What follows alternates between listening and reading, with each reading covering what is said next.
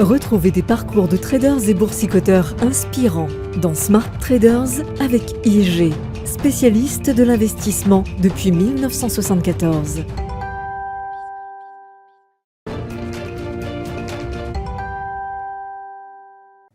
Bonjour à tous, aujourd'hui dans Smart Traders, je vous raconte l'histoire de Lauren Simons. L'histoire de Lauren Simons est l'histoire d'une jeune femme qui n'a pas eu peur d'aller là où personne ne l'attendait. L'histoire d'une jeune femme de 22 ans qui est devenue la seule trader à travailler au sein du New York Stock Exchange durant 2 ans sans aucune compétence financière au départ. Tout commence lorsque Lauren Simons, originaire de Géorgie, décide de partir pour New York en 2017. Elle a un diplôme de génétique en poche, mais ne souhaite pas continuer dans cette voie-là. Elle aime les chiffres et estime donc que la finance pourrait être un environnement dans lequel elle serait susceptible de s'épanouir. Une fois à New York, elle envoie plus d'une centaine de CV à des brokers et des sociétés de gestion afin de décrocher un job. Mais son manque d'expérience, son manque de compétences ou même tout simplement le fait qu'elle n'ait pas une vision claire de sa future carrière la pénalise lors des entretiens. Pas question de se décourager pour autant. Lauren Simons continue à chercher jusqu'à ce que l'entreprise Rosenblatt Securities, une société d'investissement et broker au New York Stock Exchange, lui offre sa chance. Le fondateur de la société, Richard Rosenblatt, s'en justifie ainsi auprès de ses équipes. Cette jeune fille a eu l'audace de venir de Géorgie sans aucun diplôme en finance. Elle ne sort pas de l'une des meilleures universités, elle n'a pas de réseau, et contrairement à des millions de personnes, elle postule ici au New York Stock Exchange. Si cela n'est pas une bonne raison de lui dire oui, alors je ne sais pas ce qui en est une. Cela fait d'ailleurs partie de sa stratégie de recrutement, embaucher des personnes avec des capacités d'analyse plutôt qu'un diplôme. L'audace de Lauren Simons finit donc par payer et la jeune femme fait ses premiers pas sur le sol du New York Stock Exchange. De 2017 à 2019, elle est d'ailleurs la seule femme à y travailler à plein temps, mais aussi la plus jeune trader.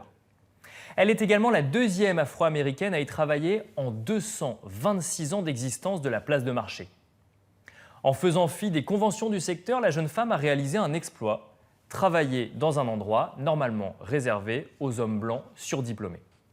Nombreux sont ceux d'ailleurs à lui prédire un échec, mais Lauren Simons donne satisfaction et se maintient à son poste. Très vite, elle attire d'ailleurs l'attention des médias qui s'enthousiasment du parcours de la jeune femme. Elle saisit l'occasion pour alerter sur le manque de diversité dans les métiers financiers. Une situation due à la fois à une sorte de mimétisme des professionnels du secteur qui ne recrutent que des gens qui leur ressemblent, mais aussi aux croyances limitantes des jeunes femmes qui n'essayent même pas de postuler. Pour preuve, dit-elle, à la suite de son recrutement, Rosenblatt Securities a publié une deuxième offre d'emploi. Le constat est sans appel, sur les 250 candidatures reçues, pas une seule candidature féminine. Pour attirer plus de femmes, le secteur doit apprendre à se réinventer selon Lauren Simons. Elle pointe notamment le fait que les plus hauts postes hiérarchiques ne sont à l'époque occupés uniquement par des hommes blancs. Une situation qui montre, selon elle, que même si toutes ces entreprises communiquent sur leur volonté d'avoir plus de diversité dans leur personnel, la simple photo du board envoie le message contraire. Pas facile non plus de s'imposer dans ce milieu quand on est une femme. Elle n'hésite pas à rappeler que le plancher du New York Stock Exchange est avant tout composé d'hommes qu'elle appelle alpha avec un tempérament compétitif ou dominant. Ce qui ne l'empêche pas de préciser qu'elle n'a pas eu besoin de changer sa façon d'être pour travailler dans cet environnement et que tout s'est toujours bien passé dans ses relations professionnelles. Lauren Simons a depuis quitté le monde de la finance pour donner des conférences basées sur sa propre expérience. Un film sur son histoire est également en préparation. Dans ses conférences, Lauren Simons invite les femmes à dépasser leurs croyances limitantes et à oser. Elle explique par exemple que les gens sont mal à l'aise à l'idée de se trouver dans une situation inconfortable et notamment dans de nouveaux environnements. Parfois, dit-elle, vous avez l'impression que ce que vous faites n'a pas de sens sur le moment, mais plus vous avancez, plus la situation d'ensemble finit par se dessiner. Depuis, les choses ont un petit peu évolué, même si le métier de trader reste un métier essentiellement masculin.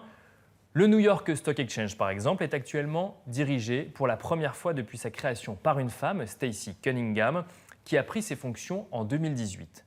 Elle avait avant cela, elle aussi, foulé le sol du New York Stock Exchange dans les premières années de sa carrière, mais en tant que stagiaire en 1994.